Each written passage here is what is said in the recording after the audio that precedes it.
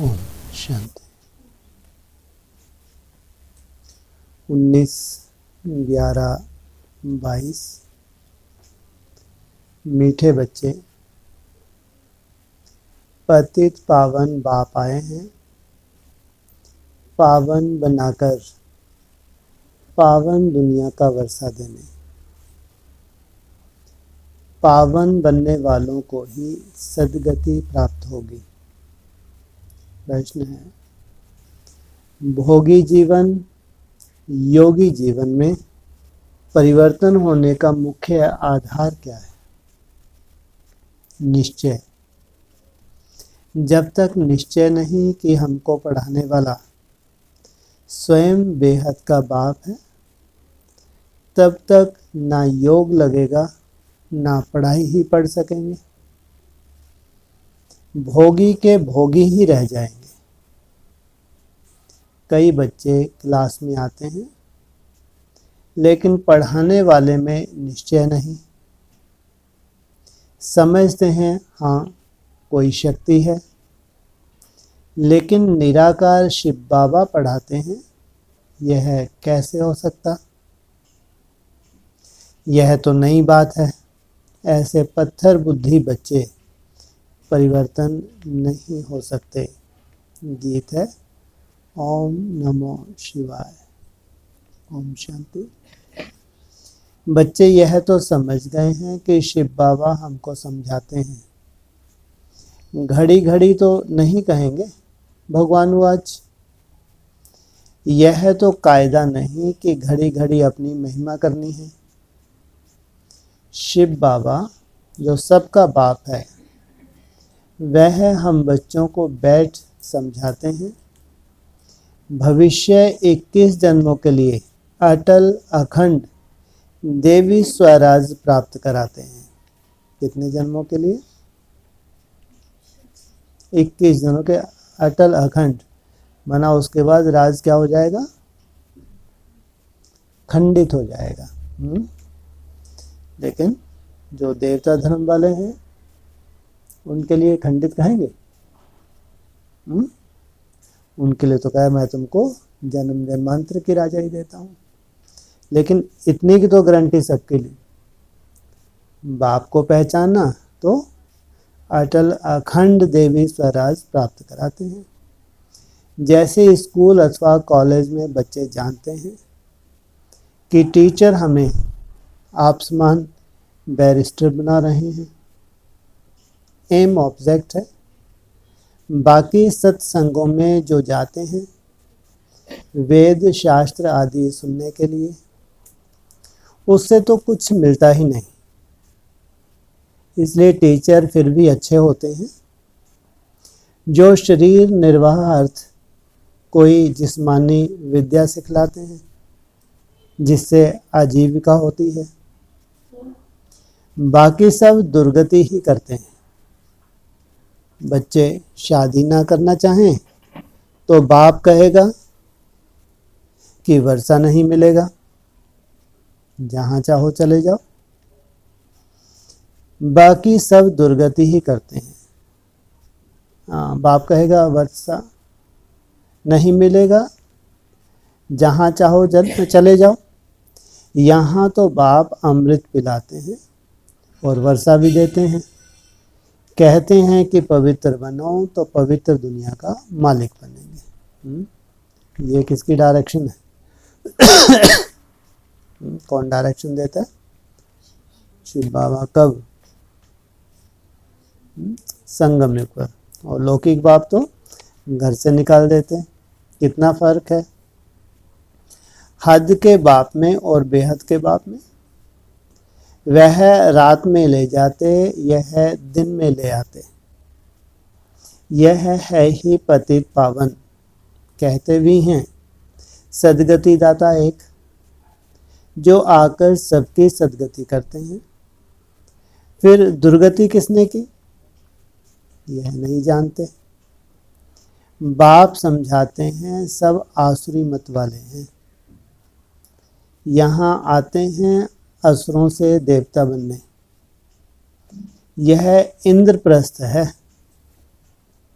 कई असुर भी छिपकर आए बैठते हैं। सब सेंटर्स पर ऐसे छिपे असुर विकारी बहुत आते हैं। फिर घर में जाकर विष पीते हैं तो काम चल ना सके, दो काम चल ना सके, मना आकर बैठते भी रहें, पढ़ाई भी पढ़ें और विकारी भी बनते रहें। तो इनका फिर शास्त्रों में क्या दिखा है? कौन है ये? है जी, क्या है शास्त्रों में?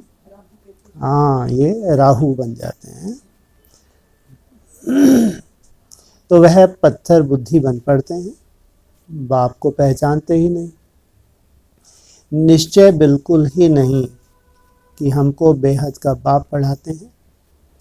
ऐसे ही आकर बैठ जाते हैं तो ना योग लगेगा ना पढ़ाई ही पढ़ सकेंगे, भोगी के भोगी ही होंगे। बहुत समझते हैं कि कोई शक्ति है, बस निराकार शिव बाबा कैसे आ सकता? कोई शास्त्र में भी लिखा हुआ नहीं है। यह है नई बातें, गाते भी हैं शिव जयंती, परंतु पत्थर बुद्धि होने के कारण समझते नहीं हैं। शिव है तब तो सब भक्त याद करते हैं, कहते भी हैं शिवाय नमः, समझते हैं वह परम धाम में रहते हैं। हमारा बाप भी है परम पिता, तो वह सबका फादर हो गया ना। भारत में ऐसे भी हैं जो फादर को नहीं मानते। मनुष्यों को समझाना बहुत मुश्किल है। मनुष्य तो यह भी नहीं समझते कि अभी दुर्गति का समय चल रहा है। भक्ति मार्ग में पहले अव्यभिचारी भक्ति थी, अब व्यभिचारी बन गई है। इसकी शूटिंग कहाँ हो रही है? ब्राह्मणों की दुनिया में। पहले एक शिव की भक्ति, ब्रह्मा बाबा अपना फोटो भी रखाते थे, कि ब्रह्मा का फोटो भी नहीं रखना। फिर धीरे धीरे दीदी दादियों के भी फोटो लग गए, तो ये होगी व्यभिचारी भक्ति। व्यभिचारी और अव्यभिचारी में कितना अंतर है? वह पाप आत्मा, वह पुण्य आत्मा। अव्यभिचारी भक्ति है ही सच्ची भक्ति। उस समय यानी द्वापर में मनुष्य सुखी भी रहते हैं, धन दौलत आदि सब रहता है। कब? द्वापर में जब भक्ति सतो प्रधान रहती है। कलयुग में जास्ती दुर्गति को पाते हैं। जब व्यभिचारी भक्ति में आते हैं तब विकारी भी बहुत बनते जाते हैं। दिन प्रतिदिन विकार भी जोर भरते जाते हैं। पहले सतो प्रधान विकार थे, अभी तमो प्रधान विकार है। सब बिल्कुल ही तमो प्रधान है। घर घर में कितने झगड़े हैं। शिव बाबा बैठ बच्चों को समझाते हैं, श्री कृष्ण तो बाप नहीं ठहरा। कोई की भी बायोग्राफी नहीं जानते। यह है पतित पावन। परम पिता परमात्मा को मानते हैं कि वह ज्ञान का सागर है। पानी का सागर थोड़े ही पतित पावन नॉलेजफुल है।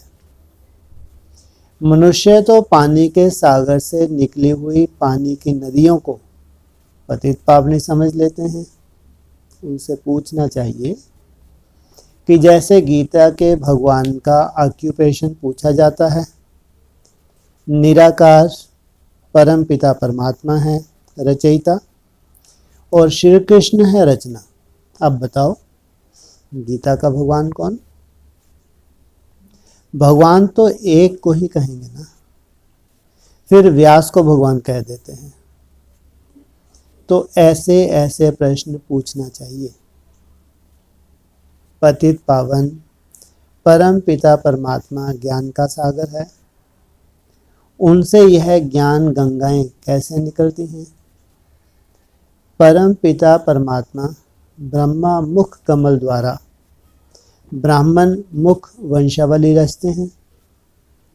उन्हों को ब्रह्मा मुख से ज्ञान मिल रहा है, जिससे सद्गति को पाते हैं। अब पानी के सागर से पावन बनते हैं व ज्ञान के सागर से। पानी तो से मनुष्य तो पावन हो ना सके, तो यह पहेली भी पूछनी पड़े। इनको पूछने से पावन दुनिया का मालिक बन सकते हैं। बुलाते तो उनको ही हैं, हे पतित पावन सीताराम। फिर गंगा में स्नान आदि करते हैं, तो यह पहेली भी ऐड करनी चाहिए। समय पर हर एक चीज़ शोभती है, वैसे वो गीता के भगवान वाली पहेली है, वैसे यह भी पहेली है। ख्याल चलते तो है ना। क्या ऐसी चीज़ें बनाएं जो मनुष्य सदैव अपने पास यादगार रखें। अच्छी चीज़ होगी तो अपने पास रखेंगे, कागज़ आदि तो फेंक देते हैं।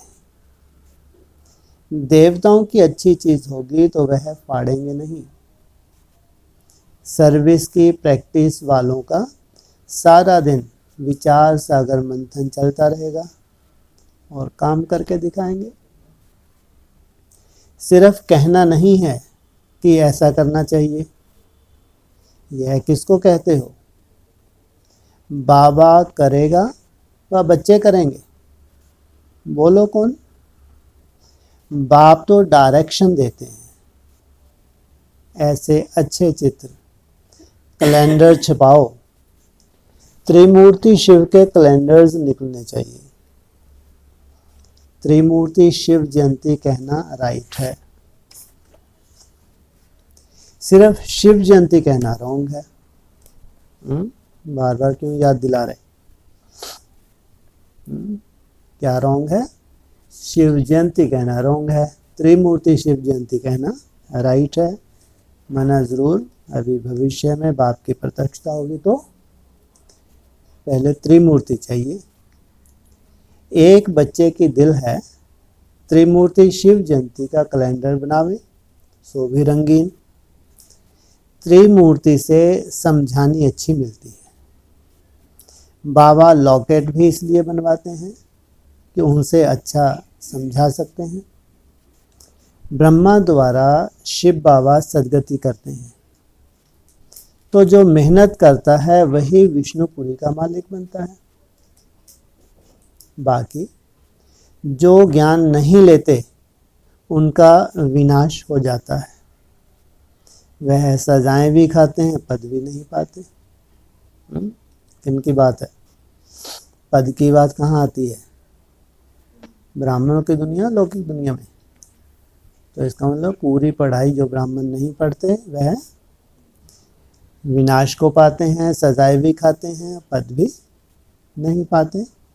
भगत भगवान को याद करते हैं, परंतु जब भगवान आते हैं तब कितने थोड़े उन्हें पहचान कर उनका बनते हैं। कोटों में कोई जो मुक्ति के लिए पुरुषार्थ करते हैं वह पद अच्छा नहीं पा सकेंगे, विक्रम विनाश नहीं होंगे। इसलिए साक्षात्कार कराया था। धर्म स्थापक भी आते हैं दृष्टि लेने। याद करते करते विक्रम विनाश करते जाएं तो ऊंच पद पा सकते हैं। और धर्म वाले भी आएंगे, सो भी पिछाड़ी में, जो बड़े होंगे। ऐसे नहीं कि अभी का पोप आएगा नाना पहले नंबर का पोप, जो अभी अंतिम जन्म में है वह आएगा। हिसाब है बड़ा भारी। अब यह कुंभ का मेला है, यह सब भक्ति मार्ग की सामग्री है। जब दुर्गति को पाने का पूरा ग्रहण लग जाता है तब बाप आकर 16 कला संपूर्ण बनाते हैं। तब तक क्या करते हैं? तब तक क्या करते हैं? साक्षी रहते हैं, इंतजार करते रहते हैं। जब पूरा ग्रहण लग जाता है तब बाप आकर 16 कला संपूर्ण बनाते हैं। ग्रहण को स्वदर्शन चक्र से निकाला जाता है। कौन सा ग्रहण है? 5 विकारों का ग्रहण लग जाता है तो किससे निकालते हैं? जितना स्व स्थिति में टिकते हैं, आत्मिक स्मृति में टिकते हैं, ग्रहण छूटता है। यह जो अपना गोला है, वाह क्या कहा, यह जो अपना गोला कितना अपनापन है, इसमें नीचे लिखना चाहिए यह है स्वदर्शन चक्र। यह बहुत अच्छी चीज है। यह ईश्वरीय कोर्ट ऑफ आर्म्स है। यह तो ईश्वरीय बातें हैं। स्लाइड्स जो बना रहे हैं उनके लिए भी बाबा समझानी देते रहते हैं। अगर समझो वो मुरली ना सुने तो डायरेक्शन अमल में ना ला सके। मुरली तो रोज पढ़नी चाहिए। सर्विस में जो हैं उनको एक्ट में आना चाहिए। त्रिमूर्ति का भी स्लाइड्स बनाते हैं, उनमें अक्षर बहुत अच्छे हैं। स्थापना और विनाश 2 गोले भी चाहिए। कौन कौन से? और पालना का गोला है? अपना गोला है, माना वो नहीं आना चाहिए। हाँ अपना गोला है, स्वदर्शन चक्र, इसमें स्थापना और विनाश 2 गोले भी चाहिए, माना अपना तो है ही, पहले से ही है। इनके बाद जो चित्र है उसमें है अपना गोला, पराया गोला, 3 गोले हैं कहीं। इनके चित्रों में कहाँ है? पुराना चित्र है। अच्छा शुक्र है। जो पुराने चित्र हैं उसमें 3 गोले हैं। ब्रह्मा तरफ स्थापना, शंकर तरफ विनाश और विष्णु के नीचे पालना।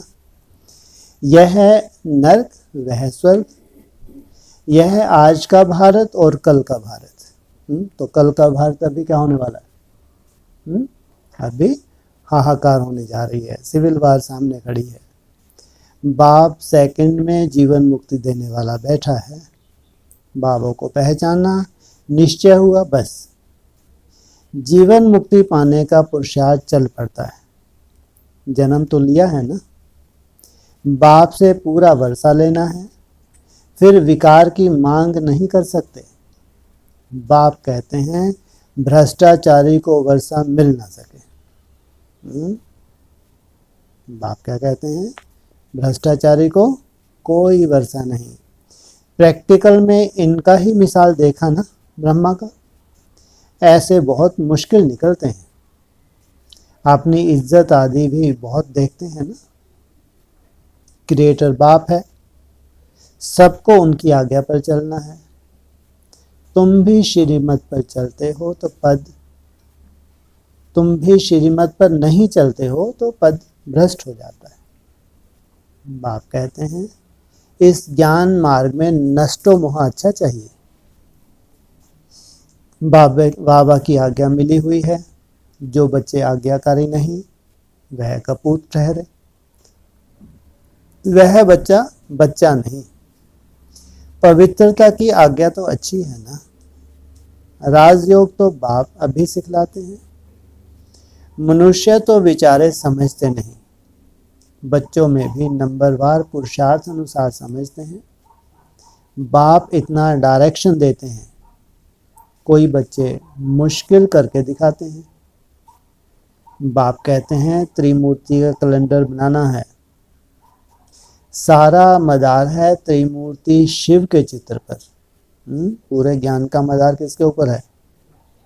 केवल शिव नहीं, त्रिमूर्ति शिव के ऊपर। शिव कैसा है? हाँ जी, अव्यक्त माना कोई काम का। अव्यक्त ज्योतिर्लिंगम इतना सूक्ष्म, इन आंखों से तो देखा ही नहीं जा सकता। तो सारा मदार है त्रिमूर्ति शिव के चित्र पर लिखा हुआ है। ब्रह्मा द्वारा स्थापना, जरूर शिव बाबा स्वर्ग की स्थापना करेंगे ना। कलयुग आसुरी राज्य का विनाश होगा। आसुरी राज्य में कितने ढेर हैं, देवी राज्य में कितने थोड़े हैं। कितने असुर ब्राह्मण, कैसे कर्म चल रहे हैं अभी उनके, बाप रे बाप, वो तो भगवान ही जाने। और देवी राज में कितने थोड़े से हैं। लिखा हुआ भी है, अनेक धर्मों का विनाश, एक सत धर्म की स्थापना। बाप कहते हैं मैं कितना श्रृंगारता हूँ, फिर भी सुधरते नहीं, उल्टा सुल्टा बोलते रहते हैं।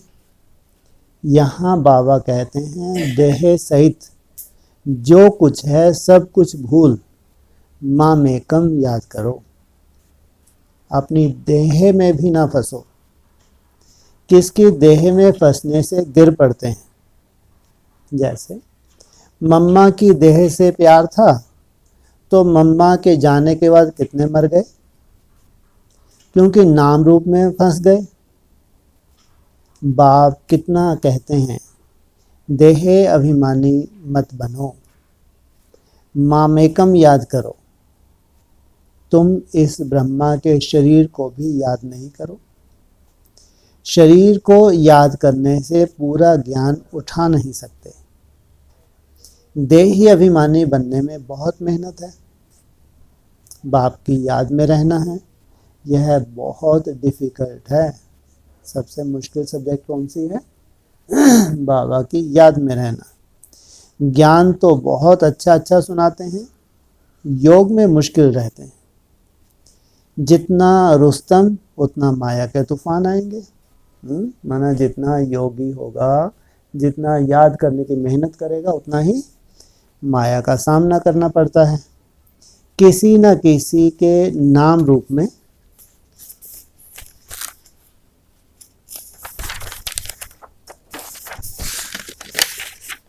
फंस धोखा खा लेते हैं। इसमें बड़ी खबरदारी चाहिए। योग में ही बड़ी मेहनत है। नॉलेज तो सहज है, योग में ही घड़ी घड़ी भूल जाते हैं। इसलिए बाप कहते हैं विकर्माजीत कैसे बनेंगे? अगर योग नहीं करते हैं, भूल जाते हैं, तो विकर्मों को कैसे जीतेंगे? योग में रहो तो पाप भी नहीं होंगे, नहीं तो 100 गुना हो जाता है। यहाँ तो खुद धर्मराज और बाप दोनों साथ हैं। कौन कौन है?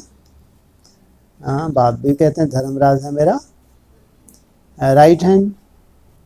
इसलिए खुद कहते हैं बाप के आगे कोई पाप नहीं करना, नहीं तो 100 गुना दंड पड़ जाएगा।